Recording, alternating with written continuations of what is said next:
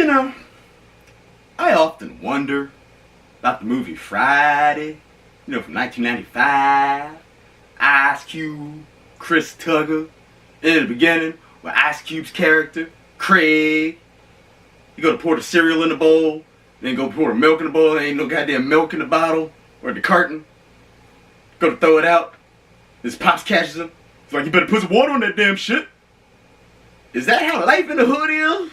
That hood life? You ever had cereal with water? It's fucking nasty, Mike. Preferably, I prefer Ready Whip. You take the Ready Whip, you put it in the bowl, and then you pour the Golden Crisp on top of that. Mike, it's fucking delicious. Whether you agree with that or not, bang your head to the opening ref.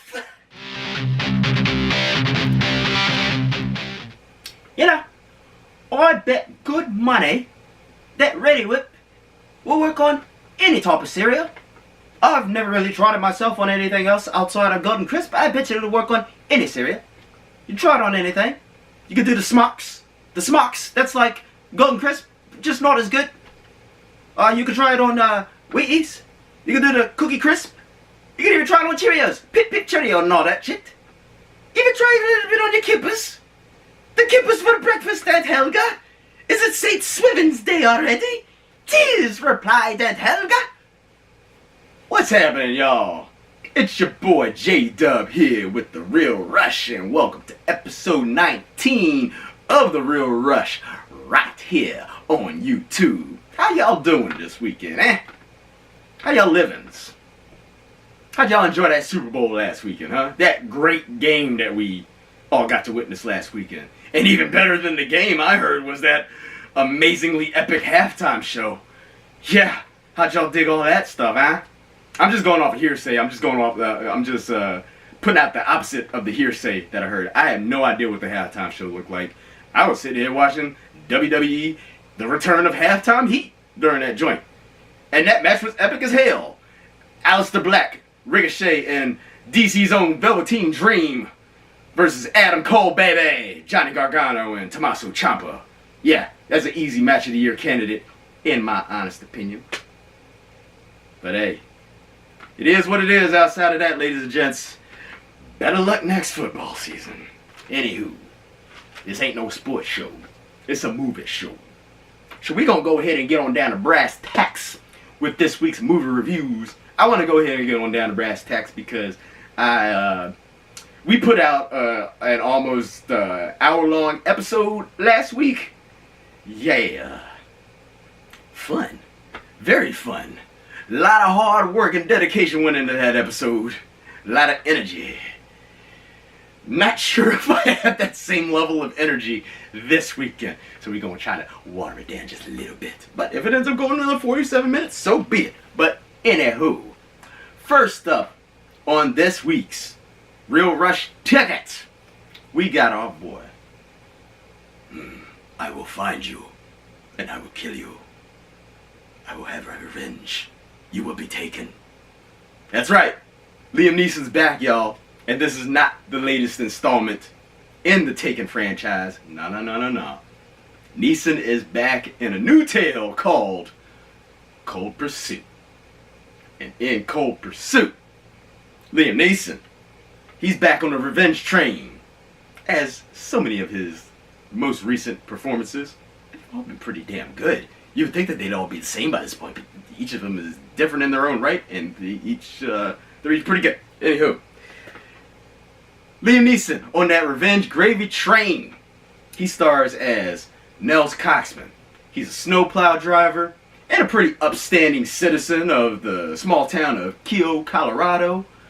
Now, when his son apparently overdoses and dies, dies of an apparent overdose, I should say,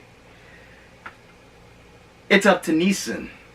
Like I said, that revenge train. He's gonna go seek out the drug kingpin responsible for his son's murder. And if you know yo Liam Neeson flicks, especially yo Liam Neeson revenge flicks, then you know that all these dudes that he's about to encounter, they in for some shit, y'all. This also stars Laura Dern.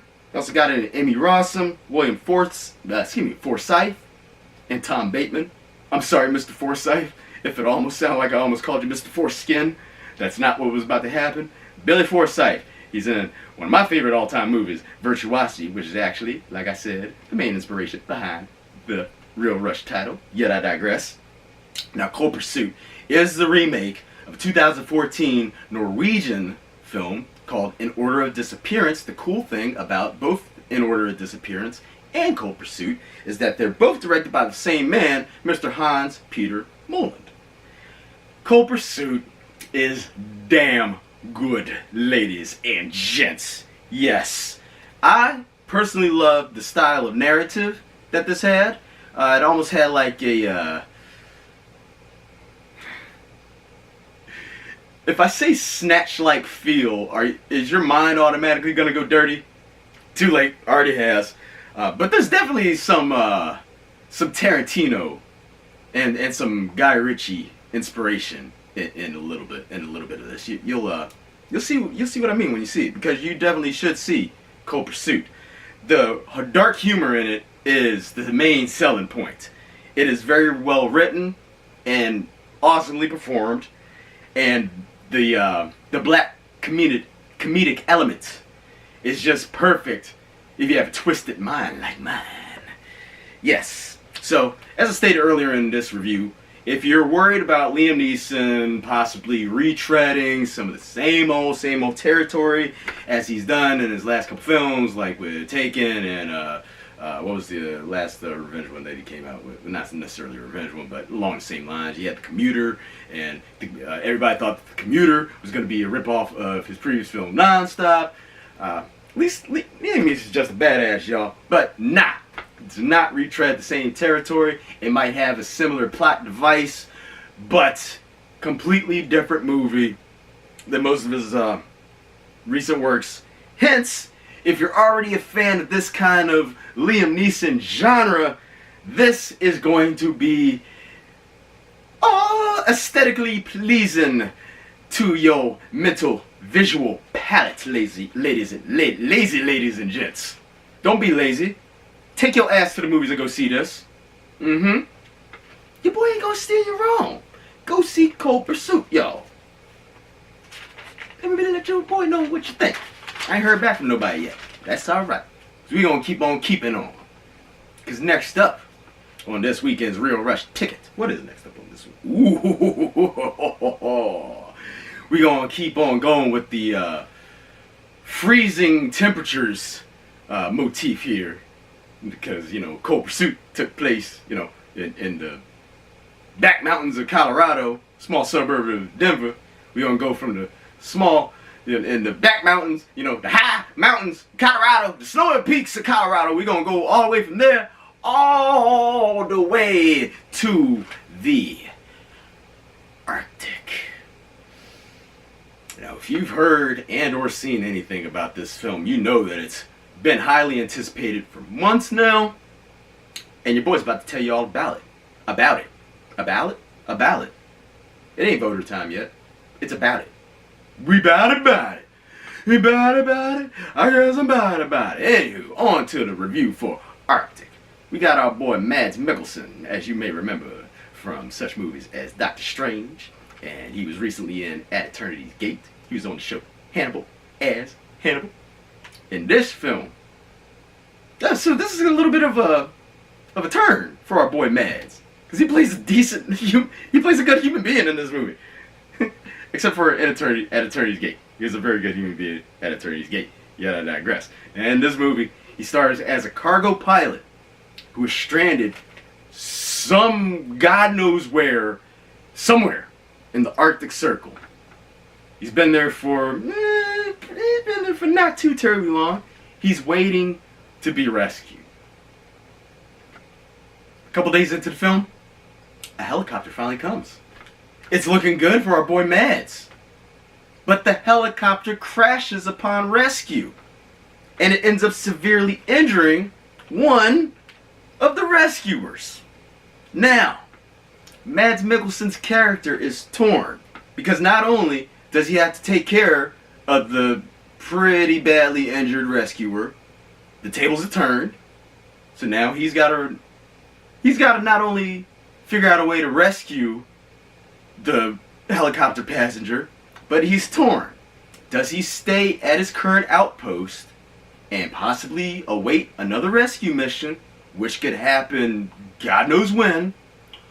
Or does he risk making the arduous trek across the permafrosty tundra with the severely injured passenger in tow to make it to a seasonal outpost, which, since it's seasonal, may or may not even be occupied? Right, I know. Arctic. Hands down, easily, one of the best survival films I've ever seen. And aside from that, or to add to that, I should say, it's also easily the best film of the year so far. I know what you're thinking. J-Dub. Of course you're going to have it ain't much to choose from. It's only I know it's only February. But this should not be forgotten. I will be keeping this high up on my radar for the remainder of the year to see what might be able to outrank good old Arctic here. The raw emotion from the performances of the limited amount of characters on the screen with barely any dialogue spoken. Absolutely phenomenal. Captivating, stunning, keeps you on the edge of your seat. Bring a coat to the movie theater, even though movie theaters are already a little cool to begin with. But in a movie like this, same as with The Hateful Eight, I was freezing during that movie, and it was warm in the theater, just because of what you were seeing on screen. This movie is the same way. Bring a coat to the theater. Arctic is currently in limited release. If you are in the DC metropolitan area and have access to our boys and our women, our good men and women up at the Angelica Film Center at the Mosaic District. The Angelica is showing Arctic currently. You want to see this movie at any and all costs. As I stated before, it's a little early in the year. Usually by the time award season rolls around next year, since something came out this early, more times than not, they're typically forgotten about. Let's hope that's not the case. I want this to stay on award season radar for next season. Damn, skip it. So Arctic, find it where you can, and when you find it, go see it. You absolutely will not be disappointed. Alright? Alright. Excuse me. Clear the throat a little bit. Clear the throat a little bit. Anywho, next up on this episode's Real Rush, we have What Men Want. Now, this is a loose remake of the 2000 Mel Gibson romantic comedy vehicle, What Women Want, just with the gender roles swapped in this one. In this version, this stars Taraji P. Henson as a sports agent who's had her fair share of success in a male-dominated field, yet she still finds herself getting passed over time and time again for promotions and such. Now, after drinking this crazy-ass potion and falling and bumping her head, now this is the first of the I fell and bumped my head romantic comedies of this season. I'm going to get back to that in a little bit. It turns out that her character gains the ability to hear other men's thoughts. Like I said, the gender roles are swapped from the original movie. Now, this power, it turns out it's going to start giving her an advantage, of course, at not only her job, but in her love life as well. But as we know, even though this isn't a superhero or a comic book movie, that with all power comes great responsibility, and that they all come with a price as well. This also stars Tracy Morgan. You got Aldous Hodge. You got tons of sports cameos up in this piece. Now, I will admit, I was pretty concerned the way that this movie started off. The first 10 or 15 minutes, as what I felt were pretty slow, pretty uneventful. when the movie starts off like that, it doesn't look like it's going to end well or go very well. But after that first 15 minutes, it starts picking up steam, and it doesn't let up from that point going forward. Alright, so when you go to see it, just be sure, remember, your boy J-Dub said, be patient, okay? Just give it a little time to warm up. Give it until Erykah Badu shows up on screen.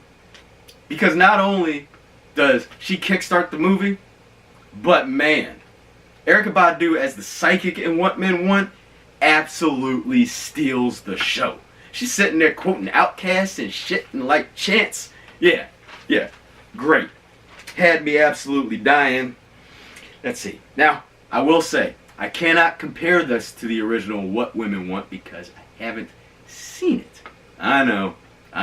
But it did come out back in 2000, right around the time that your boy was going through not too good of a breakup. I don't know if you can define the term good breakup.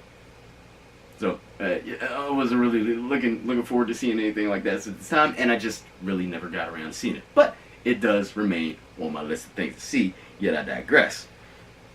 The humor in this, it's over the top, it's very adult. Keep in mind, the original is PG-13. This is a hardcore rated R movie here, ladies and gents. But it's very enjoyable. I kind of had my reservations about the much older women that sat right in front of me. Looked to be in about their mid to late 70s, maybe even early 80s. I didn't think that they were going to enjoy it as much, especially with the kind of humor that was in it. They were laughing just as hard, if not harder, than I was throughout this entire film. So take that for what it's worth. I definitely dug the overall moral of this. It's not to give too much away, but just keep in mind, life is not about what others want. What do you want? From the heart, you know what I'm saying? Unfortunately, What Men Want, we have ourselves another definite IMDb voter brigading victim, ladies and gents. This joint had a 2.5 rating and a 1-star review before the damn thing even opened. And I know that it wasn't open for reviews when I was looking at this on IMDb. When I checked IMDb earlier today before I started filming this episode, I think it came up to like a 3.2. Come on, no. It was way higher than a 3.2. I would give What Men Want at least a 6.5. Yeah, that much more. I don't know what it is. Like, same thing happened with like Ghostbusters. Whenever it comes to like swapping genders and doing a remake of something, people automatically think like it's gonna be terrible for some reason. Stop it. That's not cool, and it's not fair to the movie at all, and to the people who made the movie and stuff like that. Seriously, go give this a shot. Give What Men Want a shot. Matinee it at the very least. That's right. What Men Want. Go check it out. Let your boy know what you think. And we'll talk a little bit later on, okay? Okay. Last, but most certainly not least, on this episode's Real Rush Tickets, we have the new horror film, The Prodigy. Ooh. Now, The Prodigy is about a young, highly intelligent boy who begins to show signs that there's something a lot more than a tad sinister lurking beneath his sweet and innocent exterior. Boom, there's the plot line right there. This joint stars Taylor Schilling from, if you're a big Netflix fan, that's right, well known from Orange is the New Black. She stars as the boy's mother, who struggles to believe whether or not this kid is actually truly evil or not, or if he's just got a screw loose or something. I don't want to give too much away for y'all. The Prodigy, it certainly has some original aspects to it that set it apart from other horror films, especially as of the last decade or so. Now, that part right there, just to be able to do that, that is becoming increasingly more difficult to do with each passing horror film, because you're going to get a lot of retreads when it comes to this genre. This does a pretty decent job of being its own movie. It does have a few good scares in it. It's pretty decent. However, I am still a tad unsure how I feel about the ending. That's the only somewhat qualm, I guess you could say, that I have about The Prodigy. And I saw it 2 days ago. Still been dwelling on that ending. Not going to give anything away. That's the only part about it that I'm feeling a little unsure about. Sure? Unsure. Be on the unsure side. Let me bake on that, and I might get back to you. But, anywho, same as What Men Want, I would not only see The Prodigy, but I would matinee it in the very least, because it is still an enjoyable horror flick. Especially for this time of year. Who doesn't want a good scare? Especially before we get to Happy Death Day to You next week. Even though Happy Death Day, that's more of a comedy horror movie. So if you're looking for a straight up horror movie around this time of year, you want to get your scare fix in, yeah, go ahead and give The Prodigy a look. Let your boy know what you think. And ladies and gents, that is a wrap for episode 19 of The Real Rush right here on YouTube. I would like to give a reminder to everybody that Sunday, as in tomorrow night, I'm filming this on Saturday, so if you're seeing this, I don't know exactly when this is going to be shown on YouTube or whatnot, but Sunday, the night of Sunday, February 10th at 9 p.m. Eastern Standard Time, be sure to catch the 72nd BAFTAs, which is the British Academy Film Awards. That'll be airing on BBC America. A lot of the nominees in the BAFTAs this year are same as last year. They're almost identical to this year's Oscar nominees. There are a couple exceptions though. You got Beast for outstanding British film as a nominee. But what also got nominated for outstanding British film? What movie have I been touting the shit out of the last couple months, and that did make my top 11 of 2K18? You Were Never Really Here. Bravo. Bravo. Bravo. Bravo. Any accolades that this movie is getting, it's making me proud. Especially since this is still, even though it's not domestic, it's still considered, in my eyes, a major awards show. So the fact that you got hit for something outstanding, nominated for something outstanding, hell yeah. So wish you all the best. You Were Never Really Here. Lynn Ramsey and Joaquin Phoenix and the crew. Good luck tomorrow. Be sure to stay tuned next week. Weekend-ish. Episode 20, where your boy will have reviewed for you. We're going to have Happy Death Day to You. We'll have Isn't It Romantic? That's the other I Fell and Bumped My Head rom-com of the season. Told you, there's been a run of those lately. We even had I Feel Pretty last year. She fell off the exercise bike, bumped her head, and crazy shit happened. Yes. We'll also have for you Alita Battle Angel. I've been looking forward to that one for quite some time. That was originally supposed to be released back in December, but that got pushed back due to a lot of other big releases coming out in December. I don't think it would have fared as well if it came out back in December, because it would have been released along with, I think it would have come out like the same weekend as Bumblebee and Aquaman and Mary Poppins Returns. It would have gotten buried. It would have gotten buried, so I can't wait to see this when it comes out next week. We'll also have the review for you for Everybody Knows. That's the new Javier Bardem and Penelope Cruz thriller, which looks really good. And we'll also have the review for you for Never Look Away, which is the final of the Best Foreign Language Film nominees for this year's Oscars that your boy needs to see to complete that category. Alright. Tentatively, I may or may not have the review for you for Fighting With My Family. The only reason I say that that's tentative is because I'm having conflicting reports on when the hell it opens. Some things are saying that it'll be out this weekend. Other things are saying that it's not going to be in wide release until the 21st. I don't know what the hell is going on, but your boy's going to find out. And regardless, we'll have that review for y'all sometime soon. No guarantees on when that's going to be. Also, hopefully next weekend, but if not next weekend, sometime within the next few days after that, I will also be seeing this year's excuse me, as sponsored by Shorts TV. This year's Oscar-nominated live action and animated short films. These will be showing up at the Cinema Arts Theater in Fairfax, same as they were last year. I won't be reviewing any of those, but the fact that the live action portion and the animated portion, they each run roughly about 70 to 90 minutes each. So that still counts as 2 features. So those will still count towards The Real Rush. That's right.